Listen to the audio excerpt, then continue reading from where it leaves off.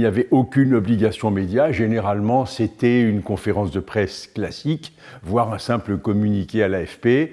Mais on est aussi loin que remontent mes souvenirs. Je pense qu'il y a toujours eu une conférence de presse pour annoncer ces listes, parce que les médias, dans les exigences et les souhaits, n'ont cessé de croître au fil des années, ne pouvaient pas se contenter d'une annonce sèche, etc.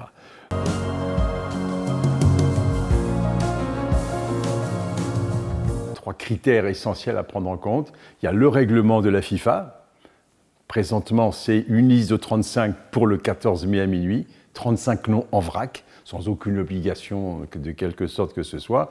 Et le 4 juin, Didier devra dire à la FIFA les 23 définitifs. Sauf que, présentement, alors c'est le deuxième acteur, c'est le sélectionneur. Des sélectionneurs comme Aimé Jacquet en 98 font une liste globale et écrèment après.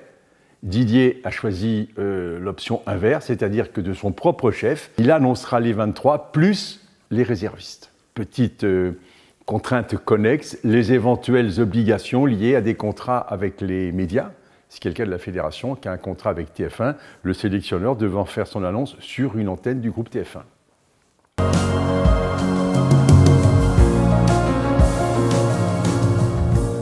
Pour les besoins de TF1, il va falloir que j'arrive à TF1 pour que les services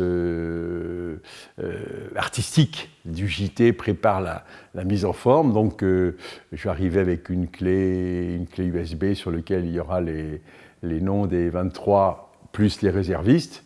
Alors c'est convenu qu'on va faire comme le fait Didier toujours, poste par poste, et à l'intérieur de chaque poste, par ordre alphabétique. Johan Cabaye, Clément Grenier.